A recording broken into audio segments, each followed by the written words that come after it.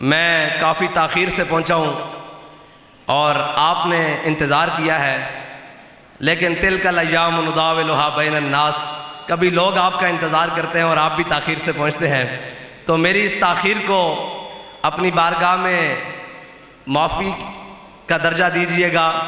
कोई और काम नहीं था, बस काफ़ी तवील सफ़र के बाद रात देर से लाहौर पहुँचे और फिर उसके बाद सुबह। इंतज़ार करवाना मकसद नहीं है, हमारा मकसद तो सिर्फ हुजूर की मोहब्बत बयान करना है। वो 11 बजे बयान हो या 2 बजे बयान हो, इसलिए कि लुत्फ़े सजन दम बदम कहरे सजन गाह गा, 11 बजे भी वाह वाह ते पौने। बस मैंने अपनी ताख़ीर के सबब आपको बयान करना था, वो बयान कर दिया। बहरहाल आप इस माशरे के बड़े अजीम लोग हैं और बड़े पढ़े लिखे लोग हैं। और इकबाल कहता है नगमा कुजा मन कुजा साज़े सुखन बहाना इस।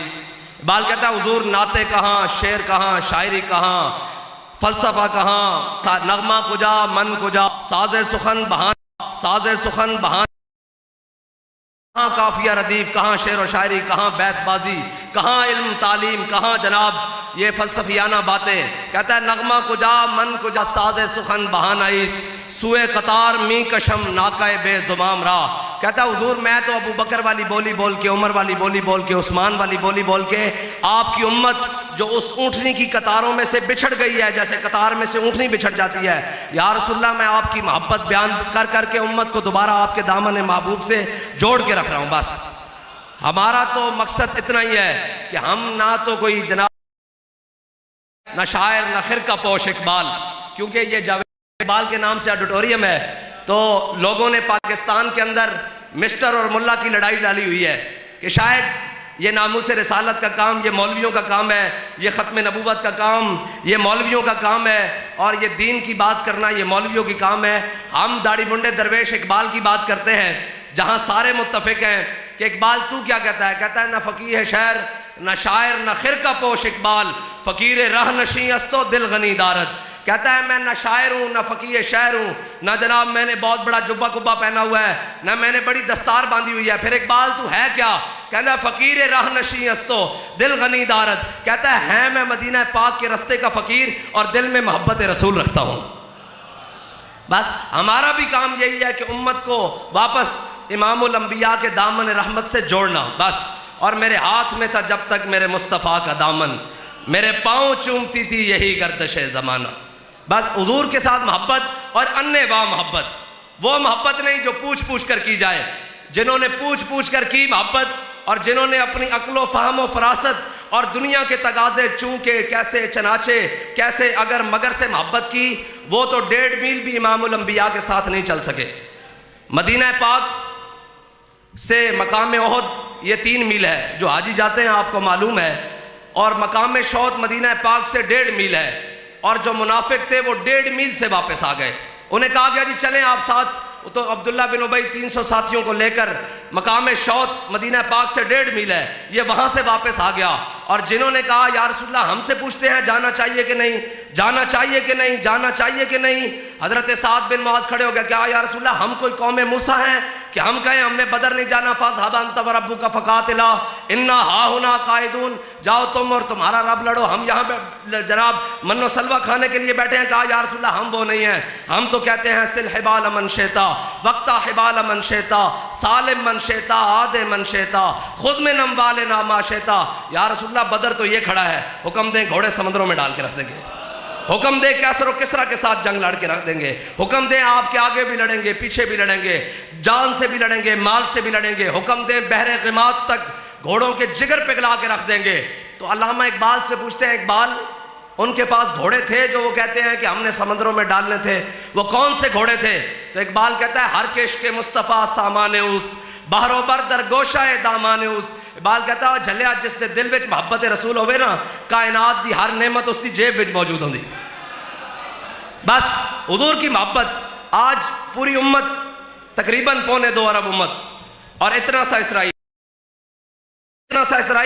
और 2.25 अरब उम्मत पूरी उम्मत को आगे लगा हुआ है।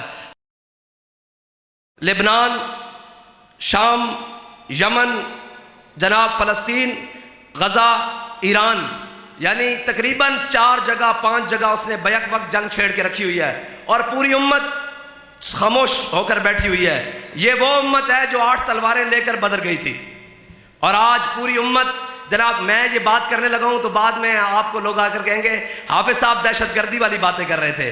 ये जनाब ओए भाई, हम बदर की बात करें तो हम दहशतगर्द हैं, वो छोटे छोटे बच्चों के ऊपर बम बरसा दें वो दहशतगर्द नहीं है, वो मस्जिदों के ऊपर बमबारी कर दें वो दहशतगर्द नहीं, वो सिविलियंस के ऊपर बमबारी कर दें वो दहशतगर्द नहीं। हम मोहम्मद अरबी की तलवार की बात करें हम दहशतगर्द हो जाते हैं, हम कुरान की बात करें हम दहशतगर्द हो जाते हैं। हम जनाब ग़ज़वा बदर की बात करें, ओहद की बात करें, खंदक की बात करें, मुरैसी की बात करें, मुस्तलिक की बात करें, हम दहशतगर्द। और वो पूरी उम्मत को काट कर और जनाब दनदनाता फिर रहा है पूरी दुनिया में। इसराइल उसका जहां दिल जाता है दुनिया में वो बमबारी करता है, बंदे मार देता है, उसे कोई पूछने वाला नहीं। हम सिर्फ बात करें कि यार ये जुल्म हो रहा है, ये जनाब जुल्म की इंतहा हो रही है, आज तक ऐसे तारीख में नहीं हुआ, तो ये कहते हैं इनको बंद कर दो, ये दहशतगर्द हैं। भाई अगर ये दहशतगर्दी है तो हम बड़े सारे मेंबर भी कहते हैं कि हम इस मामले में दहशतगर्द हैं, किसी को कोई तकलीफ हो हम इस मामले में दहशतगर्द हैं। अगर फलस्तीनी मजलूमों की बात करना दहशतगर्दी है तो ये दहशतगर्दी है, अगर नामूस रिसालत की बात करना क़ुव्वत की बात करना दहशतगर्दी है, तो हम बड़े सारे मेंबर ये कहते हैं कि हम ये दहशतगर्दी हर बार करेंगे, 100 बार करेंगे, सरे बाजार करेंगे, अगर वक्त आया तो सरे दार भी करेंगे।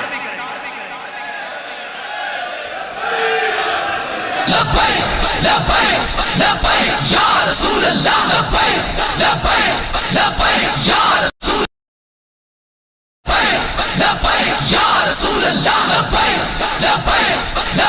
या रसूल अल्लाह।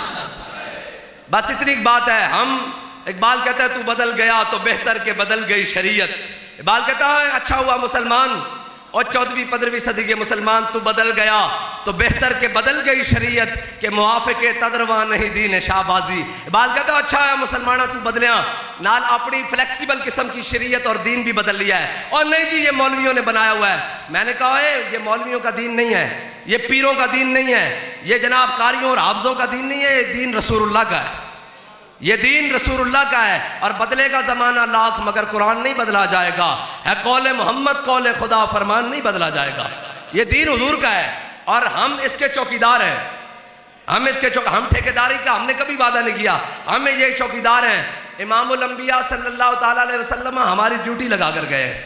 हुजूर ने हदीस बयान फरमाई फ़कान मुत्तकियन रसूलुल्लाह सल्लल्लाहु ताला अलैहि वसल्लम, इमामुल अंबिया टेक लगा कर बैठे हैं। हुजूर ने बनी इसराइल के उलमा की बयान की। हुजूर ने फरमाया बनी इसराइल की कौम गुनाहों में मुब्तला हो गई और उनके उलमा ने, उनके जनाब बड़ों ने मना किया, कौम बाज ना आई और उनके जनाब जो मुज्तहिदीन थे, जो उलमा थे, जो शयूख थे, वो भी उनके साथ मुलव्वस हो गए।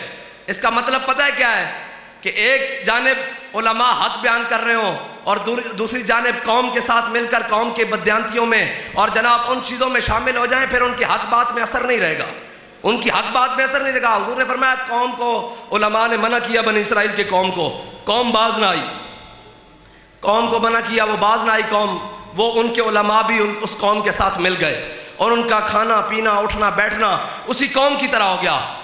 फजलसा रसूलुल्लाह कहते हैं जब हुजूर ने अपनी उम्मत के उलमा की बारी की ना तो इमामुल अंबिया टेक लगा कर बैठे थे, हुजूर उठकर बैठ गए और हुजूर ने 3 बार कसम उठाई। फरमाया अल्लाह की कसम जिसके कब्जा कुदरत में मेरी जान है, अल्लाह की कसम जिसके कब्जा कुदरत में मेरी जान है, अल्लाह की कसम जिसके कब्जा कुदरत में मेरी जान है। मेरी उम्मत के उलमा ने यह काम नहीं करना। उन्होंने क्या करना है? तामुरून बिल मारूफ व तनहौना अनिल मुनकर। उन्होंने अच्छाई का हुक्म देना है और बुराई को हाथ से पकड़ के रोकना है। भाई मैं आपको यह बताता हूं कि जब भी हक वाले हाथ से बुराई को रोकेंगे क़यामत तक नाम उनका ही रह जाएगा। इमाम अहमद बिन हंबल, कौन नहीं जानता अहमद बिन हंबल का नाम? इमाम अहमद बिन हंबल के साथ जिन लोगों ने तारीख का आगाज़ शुरू किया खलीफा के खिलाफ, उसने कहा कुरान मखलूक है, आपने कहा सिफत कदीम है। जब आपने जनाब उस तारीख का आगाज़ शुरू किया तो तकरीबन कहते हैं 1.5 लाख उलमा अहमद बिन हंबल के साथ थे, लेकिन उस वक्त के हाकिम और खलीफा ने भी यही कहा, जो नाम नेहाद खलीफा था, जो अपने आप को खलीफा कहता था, उसने ये कहा कि मैं तुम्हारी जायदादें जब्त कर लूंगा, मैं तुम पर 4 शेड्यूल लगा दूंगा। मैं जदीद ज़बान में बात कर रहा हूँ, कानूनी ज़बान में। उस वक्त के एतबार से उसने कहा मैं तुम पर 4 शेड्यूल लगा दूंगा। तुम पर जनाब मैं पर्चे कर दूंगा, तुम पर मैं फलां कर दूंगा, तुम्हारी जायदादें कुर्की कर दूंगा, सारा कुछ कर दूंगा। कहते हैं कि अहमद बिन हंबल फिर अकेले रह गए, 4 रह गए, 4 में से 2 शहीद हो गए, फिर अहमद बिन हंबल रह गए। एक ने लिख कर दे दिया कि जनाब रुखसत की हदीस आ गई कि मुश्किल वक्त आ गया है, अब नहीं हम खड़े हो सकते। लेकिन आप आज देख लें, उन जिन्होंने रुखसत का रास्ता इख्तियार किया उन सारों का तारीख नाम नहीं जानती, तारीख एक बंदे का नाम जानती है जिसे अहमद बिन हंबल कहते हैं। हक की एक अपनी पावर है, और ये नहीं कि हक के लिए मुश्किलात नहीं आती। हक तो हजरत फारूक आजम ऐसे करके अपनी दाढ़ी को इकट्ठा करें, ऐसे हजरत फारूक आजम ऐसे करके दाढ़ी को इकट्ठा करें और अपने हाथ में पकड़कर कहें, ए हक तूने उमर के यार नहीं छोड़े, ए हक तूने उमर के यार नहीं छोड़े। ओ जनाब हजरत सुल्तान बाहू फरमाया ना, आशिक होमी इश्क कमामी ते दिल नू रखी वांग पहाड़ा हूं, लख लख बदियां ते हजारा उलामे कर जानी बाग बहारा हूं। उन्होंने कहा ये जो रास्ता है ना, हक का रास्ता, ये वही चुनते हैं जिनको अल्लाह चुनता है। वल्लाहु यख्तस्सु बिरहमतिही मन यशा, अल्लाह जिसको चाहे अपनी रहमत के लिए खास कर ले। हक हक है, इसने बय्यन हो के रहना है, लेकिन उसके लिए हक वालों के साथ खड़े होने के लिए ये भी मुझे ये बताएं कि लाखों की फौज होगी या हजारों की फौज होगी यजीद की, किसी एक सिपाही का नाम भी किसी को याद नहीं है कि कौन होगा।